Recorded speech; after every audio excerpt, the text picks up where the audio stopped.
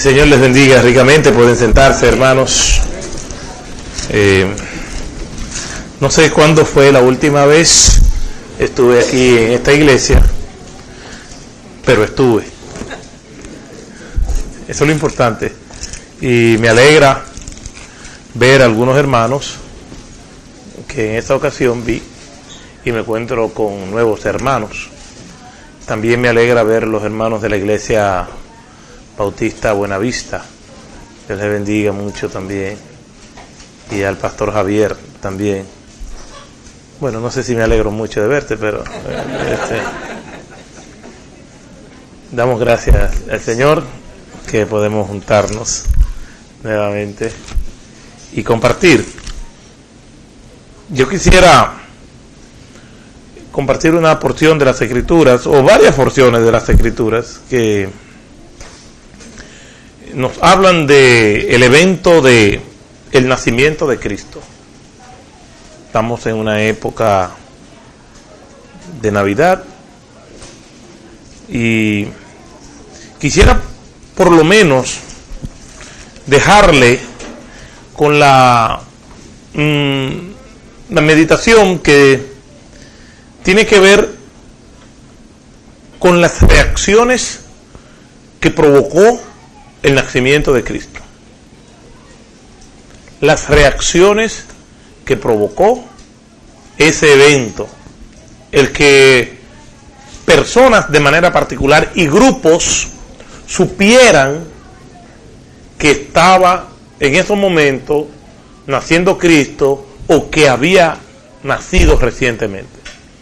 Pues a ese evento las Escrituras nos enseñan que hubo reacciones, y hubo reacciones negativas y reacciones positivas al nacimiento de Cristo. Y quisiera hablarle de esas reacciones. De los evangelistas, es decir, de Mateo, Marcos, Lucas y Juan, solamente 2 de ellos hablan del nacimiento de Cristo. Uno de ellos es Mateo y el otro es Lucas.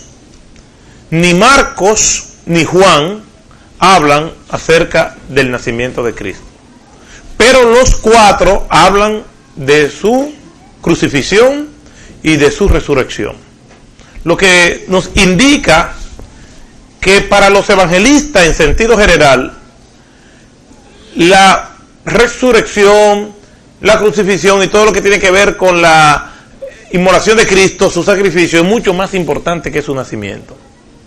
Porque Jesucristo pudo haber nacido y pudo no habernos salvado. Pero Cristo nació y con su muerte y resurrección entonces nos salva. Muchos grupos religiosos tienen sus mesías que nacieron. Entonces lo más importante no es el nacimiento, sino su muerte y su resurrección. Porque Mahoma nació y murió, pero no resucitó. Entonces Cristo nació, murió y resucitó. Por eso los 4 evangelistas hablan de su resurrección, hablan de su muerte, porque desde el punto de vista bíblico es mucho más importante y teológicamente tiene más relevancia. Entonces, en esta noche quisiera hablar de esas reacciones que Mateo y Lucas registran. Cuando nosotros nos vamos a Mateo comienza su libro con la genealogía, es decir, la descendencia de Cristo, los antepasados de Cristo, mejor dicho. ¿Y con quién comienza Mateo su genealogía? Cuando nosotros nos vamos al primer capítulo del libro de Mateo comienza su genealogía de la siguiente manera.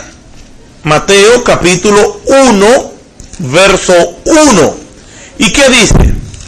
Libro de la genealogía de los antepasados de Cristo, hijo de David. ¿Y qué dice después? Hijo de Abraham. Pero cuando nos vamos a la genealogía de Lucas comienza de una manera diferente con la genealogía y Lucas presenta una genealogía de Cristo. Pero esta genealogía que presenta Lucas no comienza con Abraham. ¿Con quién comienza? Comienza con Adán. Pero, ¿por qué esto es así? Bueno, Mateo quería asegurarse que sus primeros lectores entendieran que Jesucristo es el Mesías prometido en el Antiguo Testamento para los judíos. Y Lucas quiere asegurarse de que todos entiendan que Jesús es el Mesías prometido para toda la humanidad. Por eso uno comienza con Abraham y el otro comienza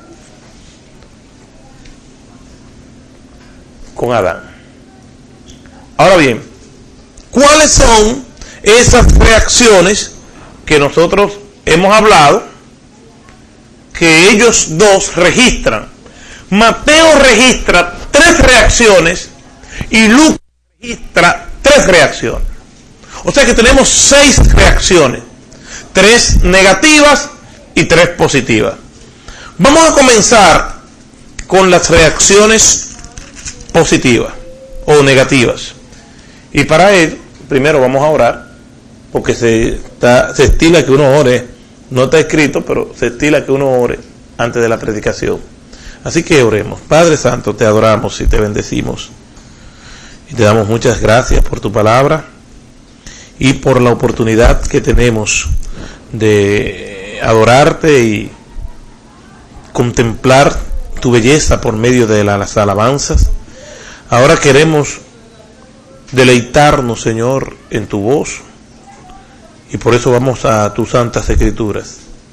Te pedimos que tú nos hables, y a pesar de las limitaciones de quien predica, queremos que tu palabra llegue y podamos no solamente entenderla, sino también aplicarla a nuestras vidas, en el nombre de Jesús. Amén.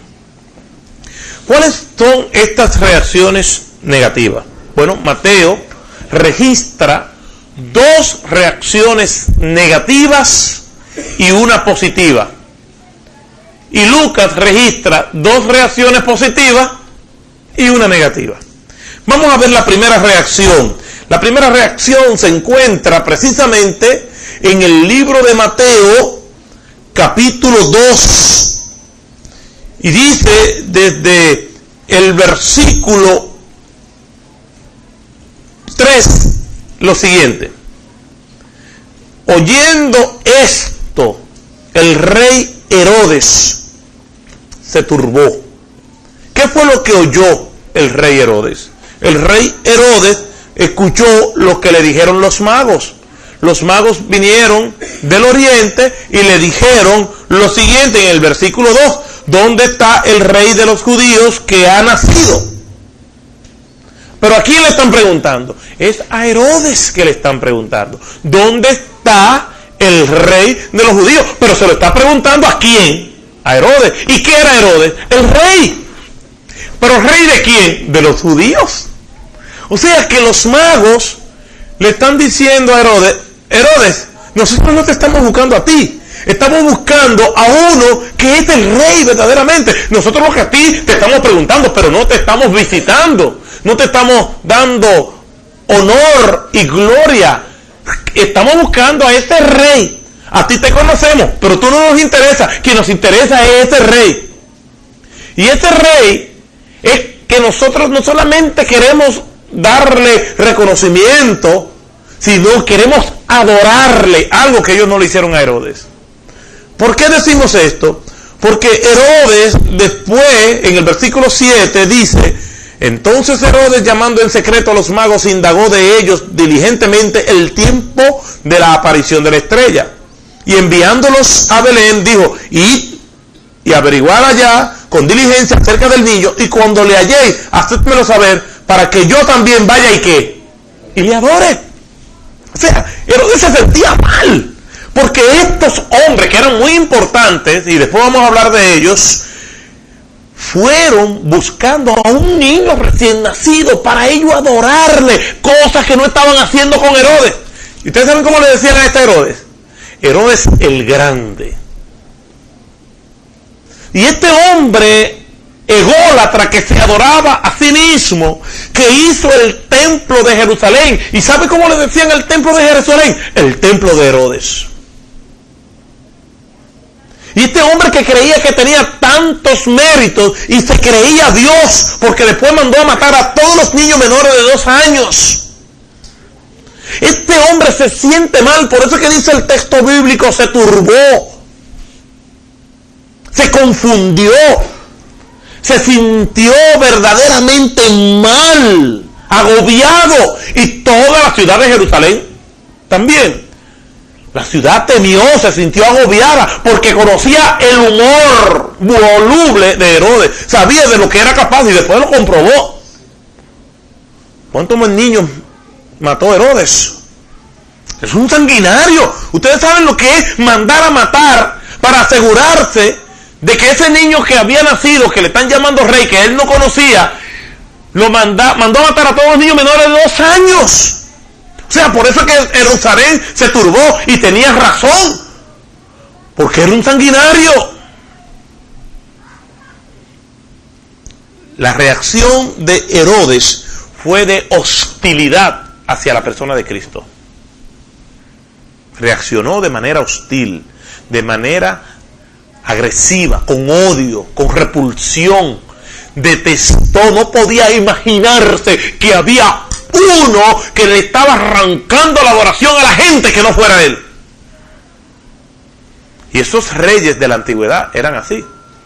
Cuando nosotros nos vamos al libro de Daniel, cuando Daniel confronta a Belsasar, rey de Babilonia, en el capítulo 5, cuando vino la escritura en la pared que decía Mene, Mene, Tekel Uparsin, en arameo, y cuando Daniel le va a explicar al rey Belsasar lo que significa la escritura, primero le hace un resumen de todo lo que había sido el reino babilónico desde Nabucodonosor hasta él.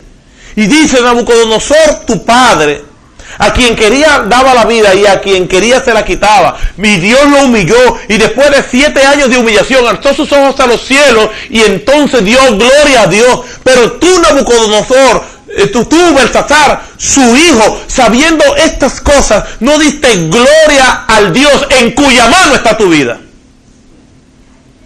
O sea, Daniel dice que Nabucodonosor, a quien quería le daba la vida y a quien quería se la quitaba. O sea, la potestad que estos reyes tenían. Herodes no era diferente. ¿Qué le pasó a Herodes después que mató a todos estos niños? Nada. Nada. Fue el rey que lo hizo y punto. Herodes, ante el anuncio de un Mesías, ante el anuncio del rey de reyes y señor de señores, Herodes reaccionó con hostilidad.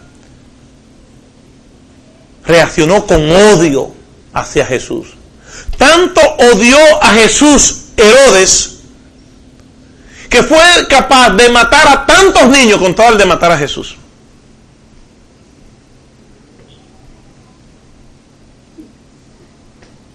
Hay un proverbio árabe que dice: con tal de que mi enemigo pierda los 2 ojos, yo me saco uno.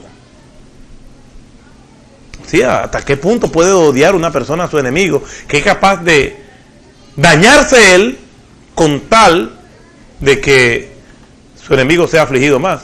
Nosotros tenemos nuestra propia versión de eso. Nosotros decimos: que Dios te multiplique lo que tú me deseas. Es lo mismo, pero versión acá del Caribe. Entonces, Herodes reaccionó con hostilidad ante el anuncio de Jesucristo. El saber que había un rey mayor que él, un rey que la gente iba a adorar, un Mesías prometido. Él no quería Mesías en su vida, no quería a nadie a la cual él tuviera que rendirle cuenta. Por eso reaccionó con hostilidad. Hoy en día hay gente así. Hay gente que cuando le habla de Dios reaccionan de manera hostil. Odian a Dios y persiguen a todos aquellos que aman a Dios. Me acaban de enseñar una noticia, ¿verdad? En Nigeria, donde incendiaron una iglesia bautista y mataron 38 personas, 30 hombres armados, incluyendo al pastor de la iglesia. Eso es odio a Dios, odio a Cristo. Todos conocen el caso de Asia Bibi en Pakistán, porque simplemente ser fiel a Cristo. Y hay gente que no solamente persiguen a los cristianos, sino que odian a la persona de Dios. Odian a Dios. Odian a todo lo que tiene que ver aquello con Dios. Y hay muchas personas que odian a Dios. Y lo hacen y atacan al concepto y a la realidad de Dios de su plataforma intelectual. O lo hacen políticamente, o lo hacen a través de las armas. Pero hay mucha gente que odia a Dios. Hay otros que tienen frustraciones con Dios y culpan a Dios de todas sus desgracias. Dicen, si Dios es tan bueno, ¿por qué me sucede esto a mí? Y creen que ellos son buenos y que no merecen nada. Bueno, desde el punto de vista de Dios, todos merecemos su ira. La ira de Dios la merecemos. Y si no tenemos ira de Dios, es por su gracia y misericordia, pero todos merecemos la ira de Dios. Dice la Biblia que por la misericordia de Jehová no hemos sido consumidos. No hay justo ni aún uno, no hay quien entienda, no hay quien busque a Dios. Desde el punto de vista de Dios, nadie está justificado. Solamente Él justifica a quien Él quiere, pero lo justifica no porque a quien Él quiere lo merezca, sino porque Él derrama una gracia especial sobre esas personas.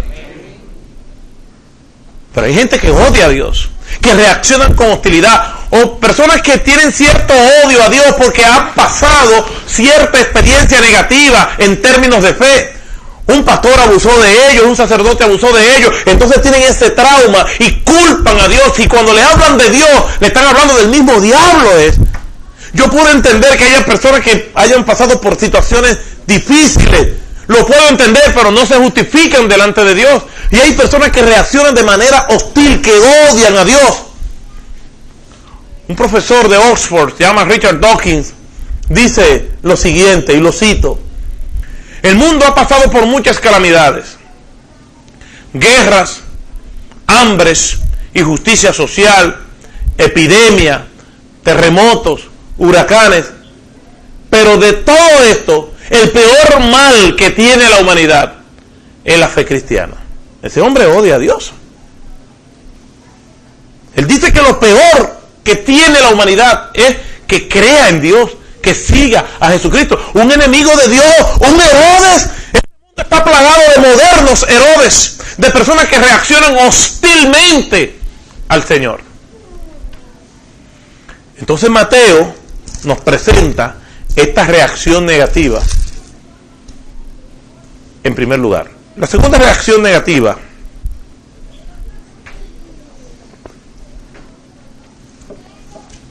que Mateo nos presenta se encuentra en el versículo 4.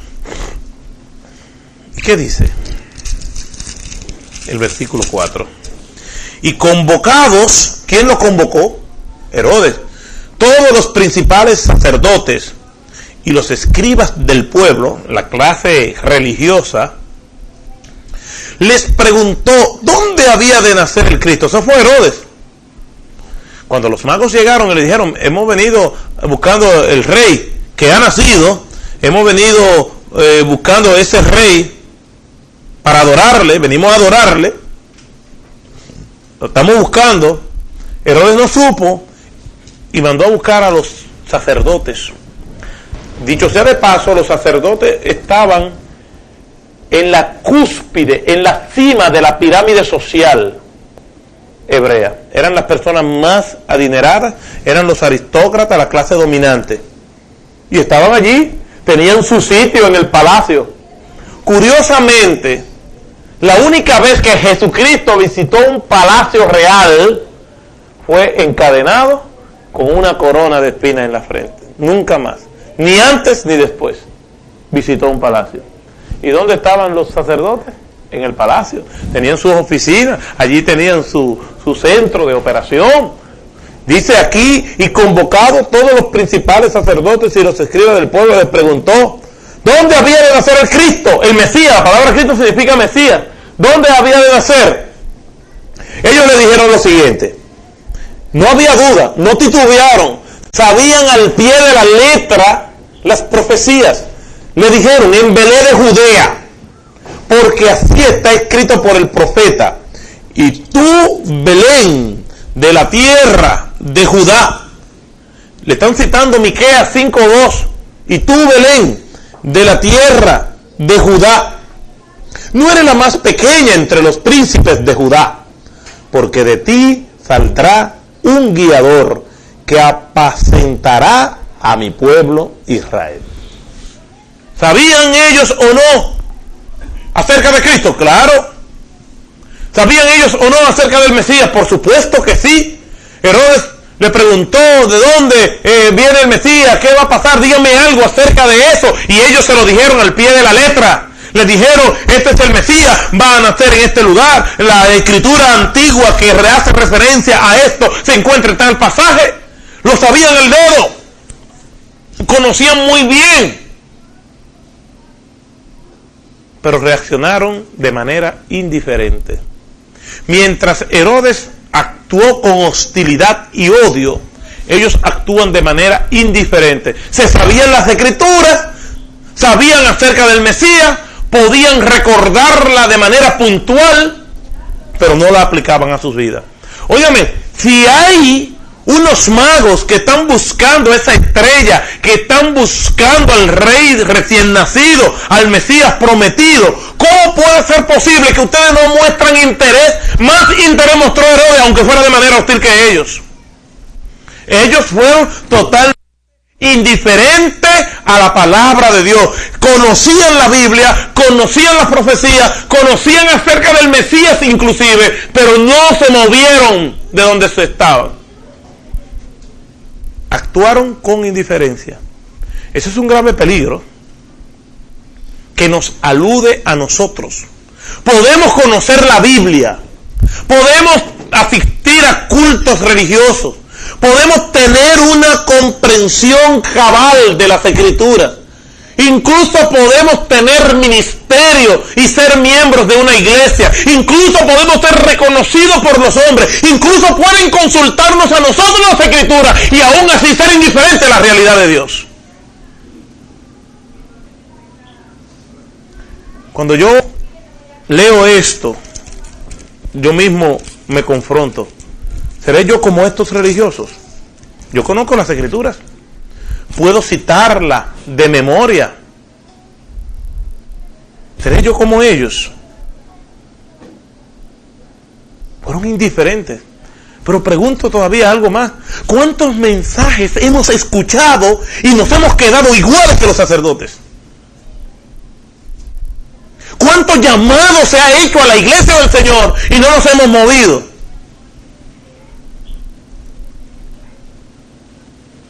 ¿Cuántas veces hemos sido perturbados por alguna realidad y no nos ha importado? Hermanos, estamos hablando de que los judíos anhelaban que viniera el Mesías. Y estos sacerdotes nunca estuvieron tan cerca de saber el nacimiento del Mesías como en este momento, y no les importó. Pero ¿para qué un Mesías? Se preguntaban ellos, si nosotros estamos muy cómodos aquí en el palacio. ¿Para qué un Mesías si nosotros económicamente estamos muy bien? ¿Para qué un Mesías si nosotros estamos viviendo del Mesías? ¿Para qué? Hoy en día yo me he encontrado con religiosos, no creyentes, así.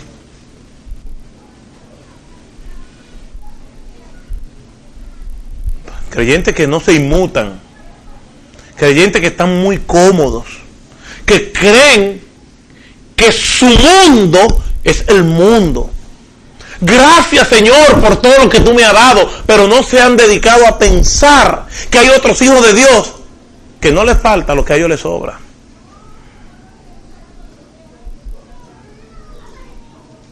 Realmente hay muchos religiosos como estos sacerdotes que estaban en el palacio. Ellos estaban muy cómodos, no se sentían amenazados y actuaron con indiferencia. No nos importa. Nehemías es un ejemplo diferente. Dice la palabra de Dios que Nehemías, en Nehemías capítulo 1, desde el versículo 1 en adelante, dice Nehemías, hijo de Alcalías, estando yo en Susa, capital del reino. Y dice el versículo 2, que vino Anani, uno de mis hermanos, y le pregunté por la cautividad, por los que habían escapado y por Jerusalén. Y dice el versículo 3, que Anani le contestó, los que han escapado de la cautividad, los que quedaron en Jerusalén, están en gran dolor y afrenta. El muro de Jerusalén derribado y sus puertas quemadas a fuego. Versículo 4, cuando oí estas palabras, me senté, lloré e hice duelo por algunos días. Nehemías no fue indiferente a la realidad. No podemos ser indiferentes al Señor, a su propósito, a su mensaje. No podemos ser indiferentes a sus mandamientos. No podemos ser indiferentes a la declaración que Él ha hecho en su palabra de lo que nosotros tenemos que hacer. Tenemos que ser perturbados por la palabra de Dios. Tenemos que ser removidos en nuestras conciencias. Tenemos que llorar por aquellos que están en sufrimiento. No dice la Biblia, llorar con los que lloran. ¿Y cuántos creyentes alrededor del mundo y personas que no son creyentes están en sufrimiento y estamos llorando por eso? Es posible que estemos muy cómodos en nuestros palacios como estaban los sacerdotes.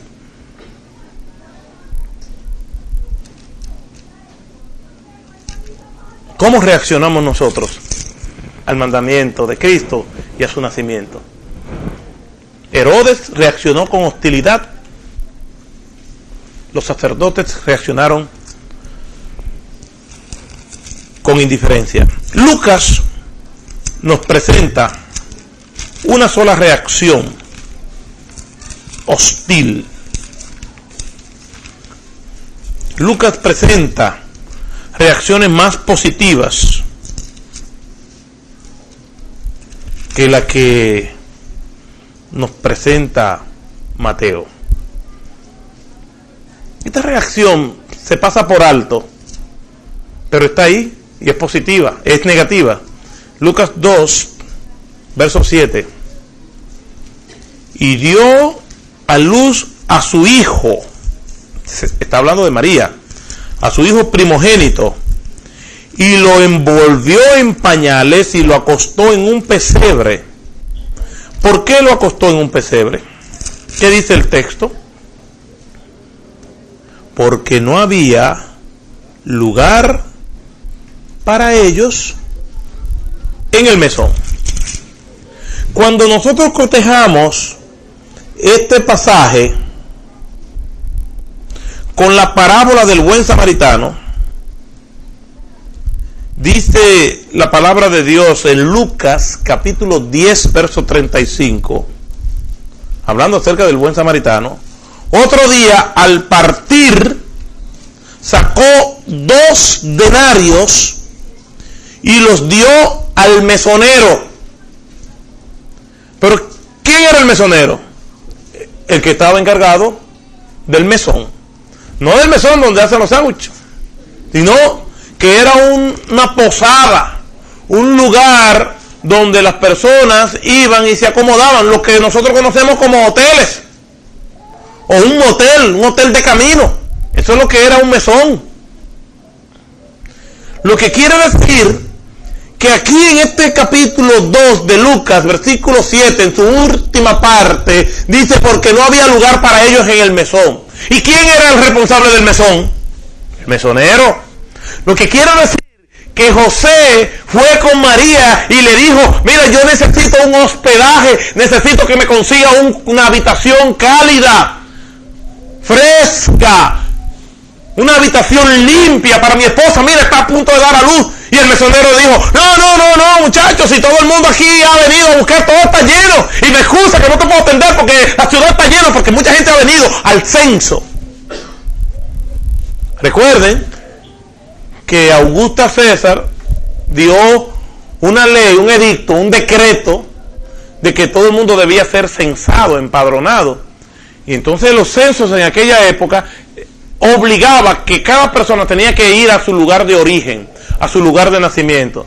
Y a Belén fueron todos los beleneros o los belenistas que estaban esparcidos por todas partes y regresaron a la ciudad. Y la ciudad estaba llena, superpoblada. Y todos los mesones estaban llenos, todos los sitios de hospedaje estaban llenos. Y allá va José con María embarazada. Mira, necesito que me den una habitación y ya esta mujer está a punto de dar a luz. No tiene un lugar digno donde parir. Por favor, el mesonero, no, todo está lleno. Dígame, señor, ¿en qué puedo ayudarle? Sí, el agua se va a poner. Sí, el vino está seco. Atendiendo. El mesonero no se dio cuenta por los afanes que tenía, que estaba frente y tuvo el privilegio de recibir a Dios, porque Jesucristo es el verbo hecho carne, es Dios. En el principio era el verbo y el verbo era con Dios y el verbo era Dios. No se dio cuenta que tuvo al frente de él al Rey del universo, el creador de los cielos y de la tierra. No se dio cuenta por los afanes, tenía que atender sus negocios. ¿Ustedes creen que si el mesonero sabe que esa mujer tiene en su vientre al Rey de Reyes y Señor de señores, ¿usted sabe qué hubiese hecho el mesonero? Le da su habitación. Ven, yo duermo en el pesebre y tú pares aquí. Si hubiese venido Herodes, ¿qué hubiese hecho el mesonero? Coge la suite y dice, mira, sácame a aquellos que están en la suite, sácalo, que ahí viene Herodes. Pero no se dio cuenta. No se movió a misericordia. Usted sabe lo que es una mujer embarazada. Yo no quiero ostentar que soy una persona misericordiosa, pero me pasó algo más o menos semejante. Yo fui a predicar a un campo muy remoto y llegué para la hora de la predicación. Yo habría de dormir esa noche en ese lugar y al otro día debía seguir mi camino. Y cuando predico, el pastor me dice, usted va a dormir en mi casa. Y en un campo, caminando a oscuras, llegamos hasta la casa del pastor. El pastor tenía a su esposa embarazada. Tenía que tener algunos, pienso yo, 7 meses, 8 meses. Estaba con una barriga bastante grande. Y él me dice, usted va a dormir aquí, pero yo rápidamente advertí que en aquella casucha la única habitación que había era esa. Había una cocinita y había una sala. Inmediatamente que yo me metí en la habitación, dije, ¿y dónde va a dormir él? ¿Y dónde va a dormir ella? Cuando yo me asomo a lo que podía ser la salita, él estaba acostado en el piso y ella en un sofacito. Y él fue muy indiscriminado, porque yo supongo que el piso estaba más cómodo que el sofá. Bueno, pero está bien.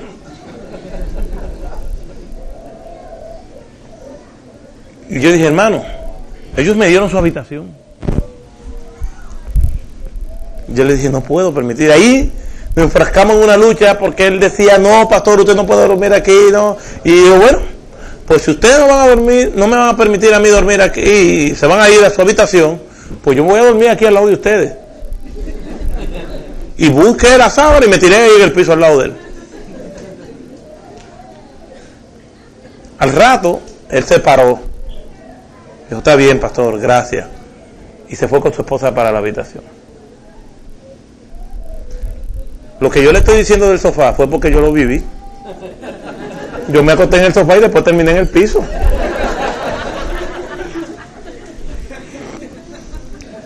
Pero una mujer embarazada, en los parkings, ¿cuáles son los mejores parkings? Los de la mujer embarazada, porque hay una consideración especial. Es una de las etapas críticas en la vida de la mujer. Y aquel mesonero no tuvo esa sensibilidad. Y dejó escapar esa bendición. Le dijo, si ustedes quieren, ahí están los animales. Igualó a José y a María y al Señor con los animales. Yo merezco dormir en mi habitación, pero si ustedes quieren, duerman allí. Su afán no le dejó ver al Mesías. ¿Y cuántas veces hemos dejado escapar oportunidades preciosas de servir al Señor por estar envueltos en los afanes de la vida? El mesonero es tan poco importante que ni siquiera dice el mesonero ahí. Eso lo estamos infiriendo nosotros. Pero se nos menciona a los pastores, se nos menciona a los magos y se nos menciona a Simeón. O sea, este hombre es tan cruel como Herodes. Porque olvídate de que es el Rey de Reyes y Señor de Señores. Es una pareja joven que tiene en sus manos los destinos de la humanidad. Como dice Felix Jensi, ¿quién iba a decir que los destinos del planeta estuvieron en las manos de dos adolescentes?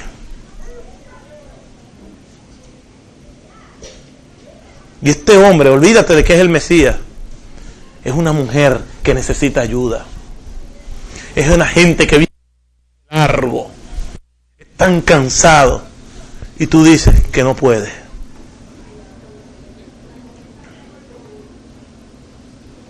Yo he actuado como el mesonero en ocasiones en mi vida, y después me he dado cuenta.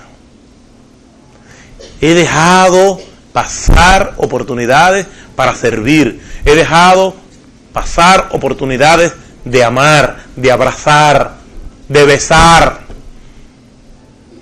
¿Por qué? Porque tengo cosas, entre comillas, mucho más importantes que hacer en un momento determinado.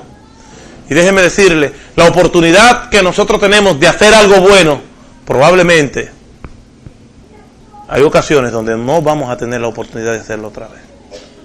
Así que ame todo lo que pueda, sirva todo lo que pueda. Decía John Wesley, hablando acerca de la administración del dinero, gane todo lo que pueda, ahorre todo lo que pueda y comparta todo lo que pueda. Porque hay oportunidades que nosotros no vamos a volver a tener. El mesonero nunca lo volvió a tener, porque Jesucristo solamente fue parido una sola vez.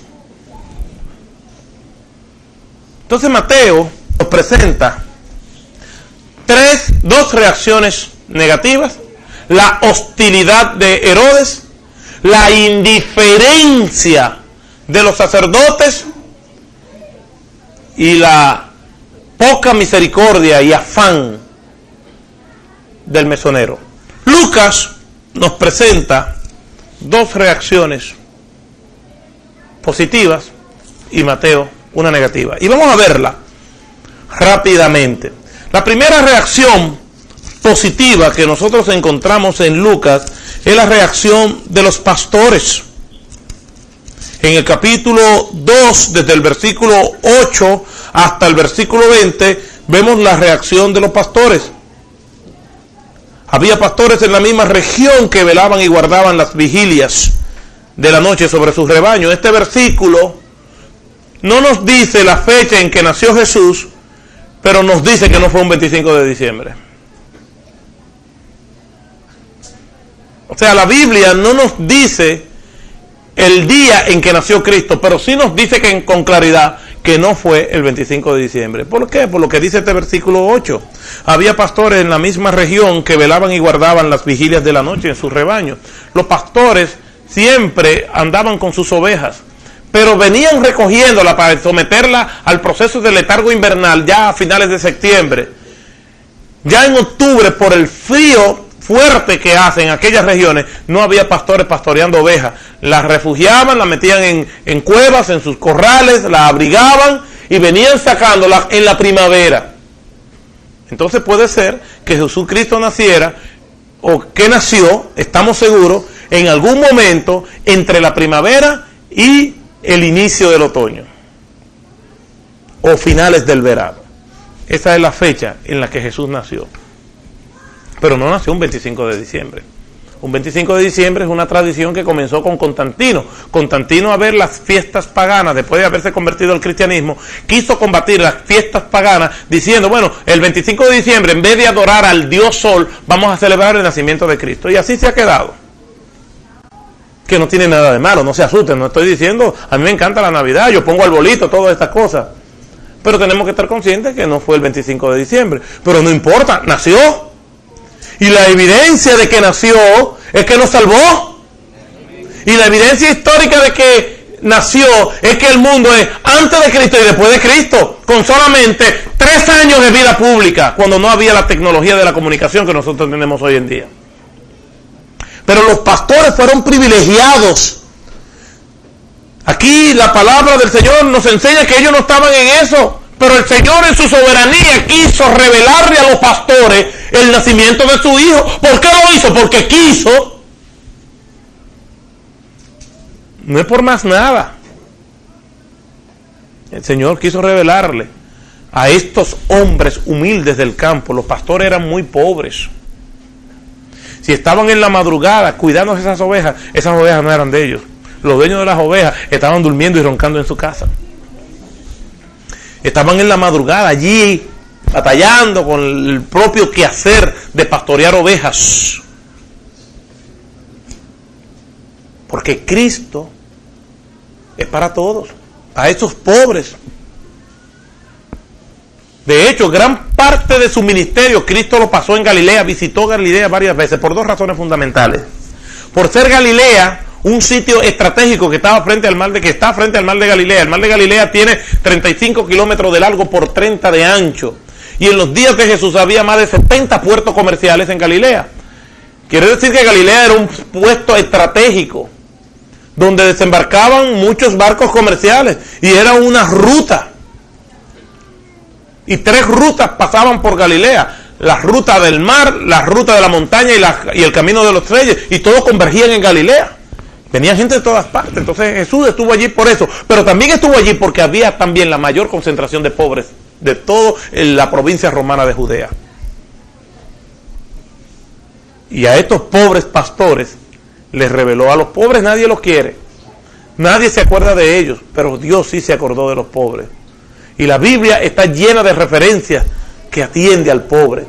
A Dios presta quien le da al pobre, dice la Biblia.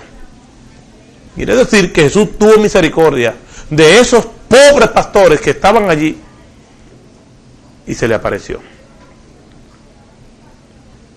Por medio de los ángeles le anunció su gloria y su propósito mesiánico. La segunda referencia que nosotros encontramos positiva está aquí en el mismo libro de Lucas y lo encontramos en el mismo capítulo 2. Vemos que Jesús es adorado por los pastores, pobres socialmente, marginados socialmente. Jesús es para estas personas que no tienen ningún tipo de esperanza en esta tierra, pero tienen la esperanza de que en el cielo van a disfrutar en la presencia del Señor por la eternidad.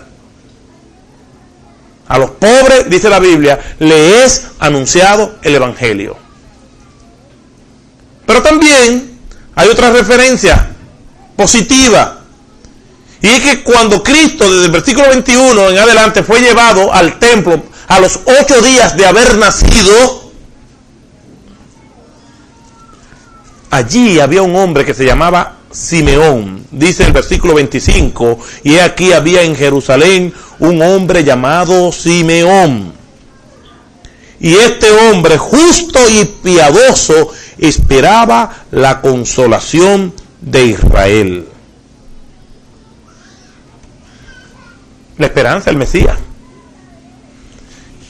La mayoría de los teólogos concuerdan que era un hombre ya viejo. No dice la edad. Pero ¿por qué dicen que era un hombre viejo? Por una expresión de él.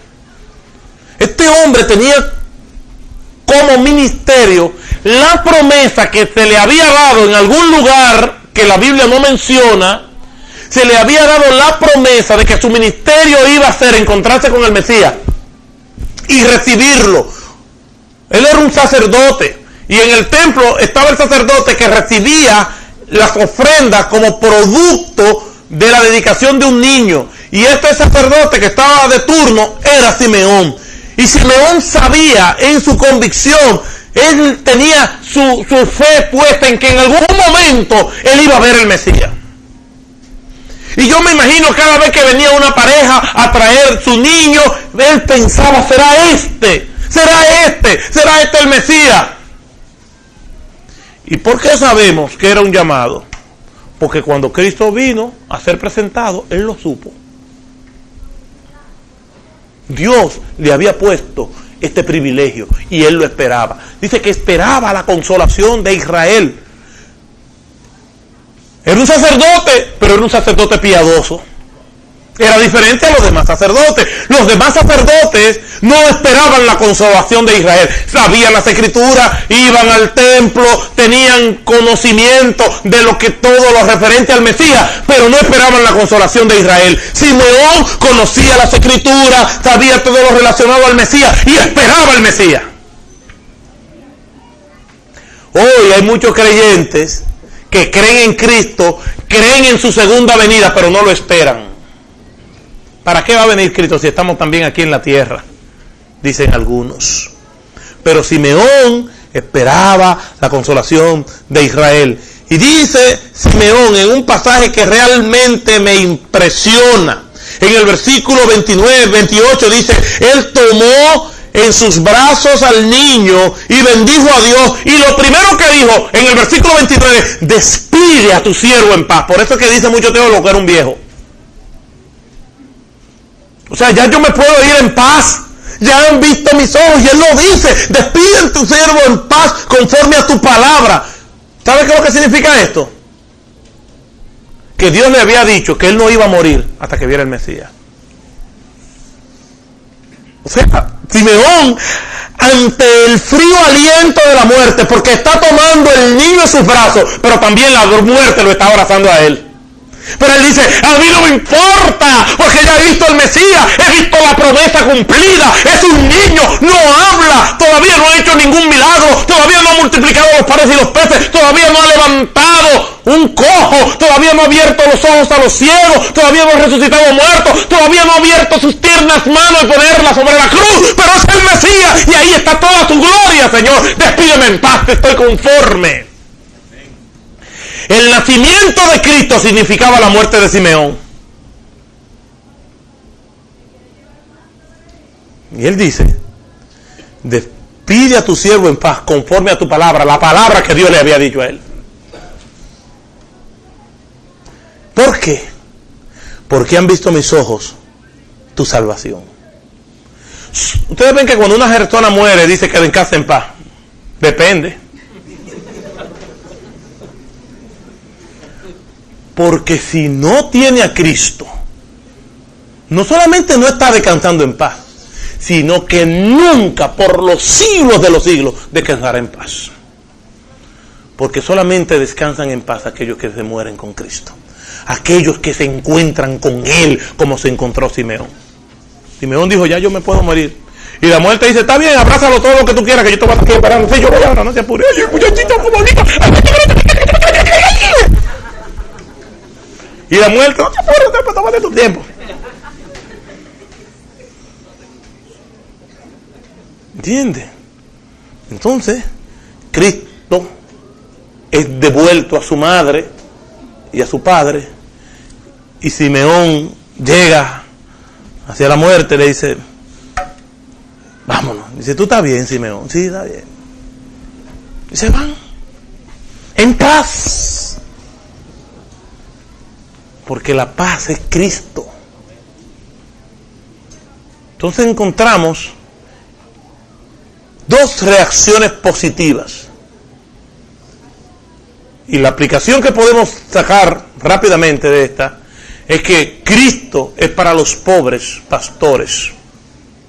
Cristo es para aquellos que tienen fe y se someten a Él. Y la tercera reacción nos la presenta Mateo. Y volvemos nuevamente a Mateo capítulo 2. Y volvemos a nuestros amigos los magos.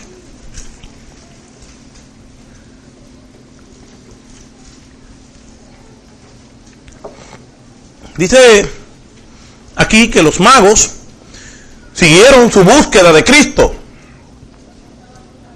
Y aquí con los magos tenemos que aclarar algunas cosas. ¿Cuántos magos eran? La mayoría de la gente dice que en 3. Pero la Biblia no dice en ningún lugar que eran 3. Decimos que eran 3 porque había 3 regalos. Pero dudo que fueran 3 magos. Porque en esas expediciones, por razones de seguridad, la gente viajaba en caravanas. Ustedes nos ven que cuando el niño Jesús tenía 12 años y se perdió, duraron 3 días buscándolo entre la caravana. Entonces no eran 3 magos, yo estoy casi seguro, aunque la Biblia no dice el número. Algunos dicen que eran 12, porque relatos históricos hablan de que estos sabios viajaban en grupos de 12, pero no eran 3.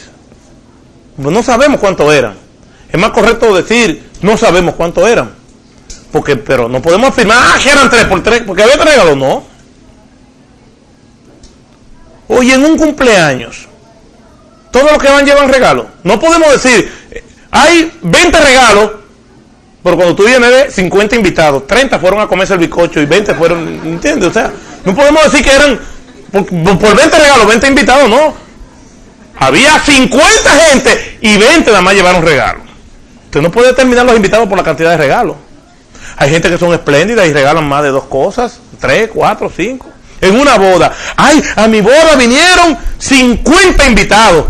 ¿Por qué? Porque hay 50 regalos y los 150 paracaídas que vinieron, te cayeron allí. ¡Puap! Entonces, no podemos determinar que eran 3 por la cantidad de regalos que había. Lo segundo es que la Biblia tampoco nos menciona los nombres de ellos. Pero nosotros le hemos puesto nombre a los 3. Ni tampoco podemos determinar que eran reyes. La palabra reyes, en referencia a los magos, no aparece en la Biblia. Y cuando nosotros pensamos en mago, ¿en qué pensamos? En un tipo que viene y de un sombrero saca un conejo. Pero eso no era ese tipo de gente. O que prende un bombillo por las orejas. Yo vi uno prendiendo un bombillo por acá, y yo, pero ¿cómo es que lo hace? Pero parece que hubo un cortocircuito y estaba saliendo humo. El caso es que magos viene de la palabra griega magoi, que significa sabios, probablemente de Persia, que es Irán o de Irak, o de la parte más remota de Arabia. Entonces venían y eran expertos en astrología, sí, pero sobre una base más científica. Astrónomos, matemáticos, físicos. Entonces, por tanto conocimiento que ellos tenían, pues la gente le atribuía ciertas capacidades mágicas.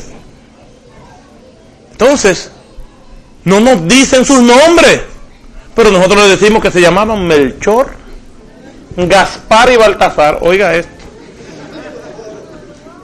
Pero peor aún, hasta el color de Baltasar tenemos.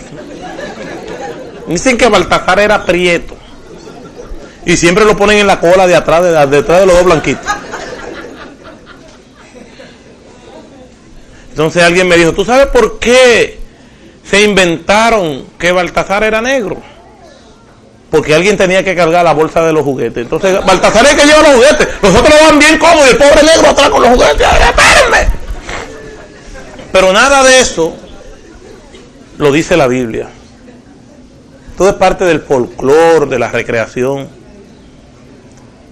Lo que sí nos dice con claridad la Escritura es que ellos, en el versículo 11, al entrar en la casa, vieron al niño con su madre María y se postraron y le adoraron.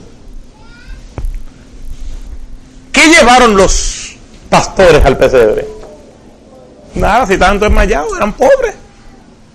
¿Y esto qué llevaron? Llevaron tesoros. Entonces estos eran muy ricos. Eran muy ricos porque los recibió Herodes. era muy rico porque le llevaron tesoros, es decir, regalos de mucho valor. Le llevaron incienso, oro y mirra.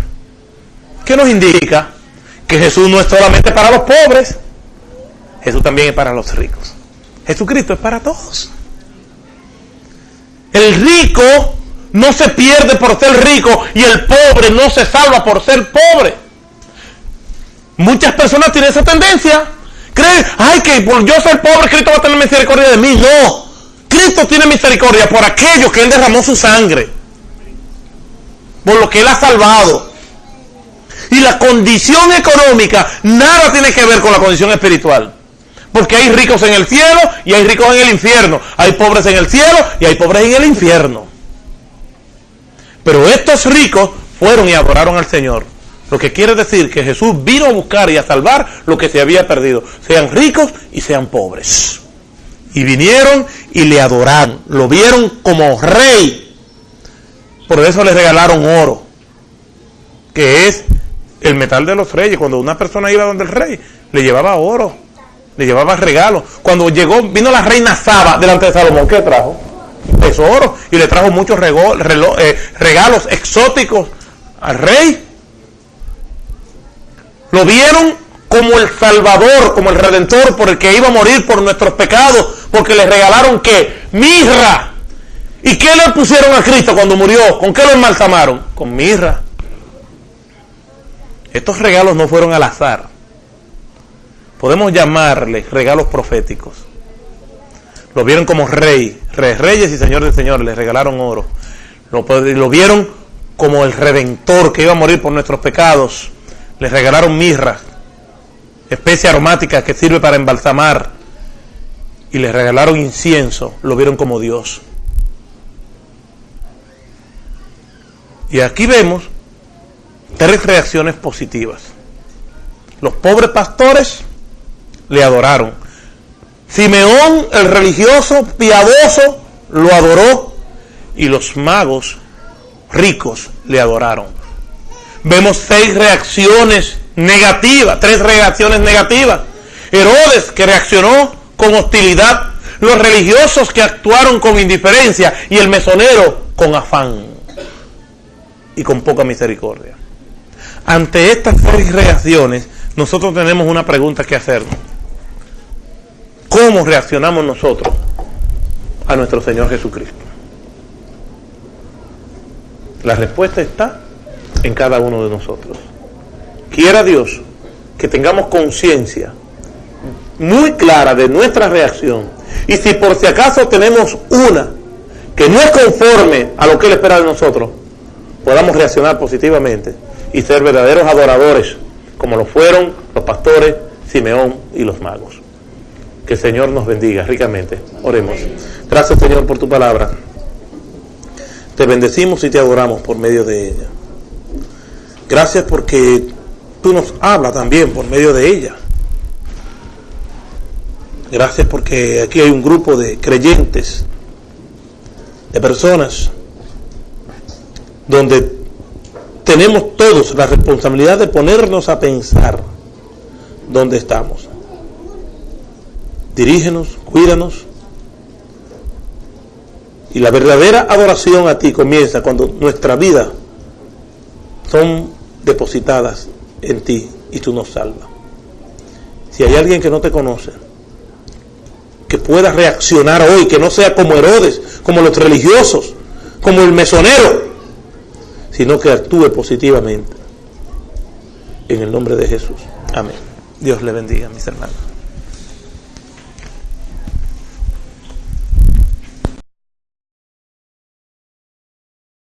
El Señor les bendiga ricamente. Pueden sentarse, hermanos. No sé cuándo fue la última vez estuve aquí en esta iglesia, pero estuve. Eso es lo importante. Y me alegra ver a algunos hermanos que en esta ocasión vi, y me encuentro con nuevos hermanos. También me alegra ver los hermanos de la iglesia Bautista Buenavista. Dios les bendiga mucho también. Y al pastor Javier también. Bueno, no sé si me alegro mucho de verte, pero damos gracias al Señor que podemos juntarnos nuevamente y compartir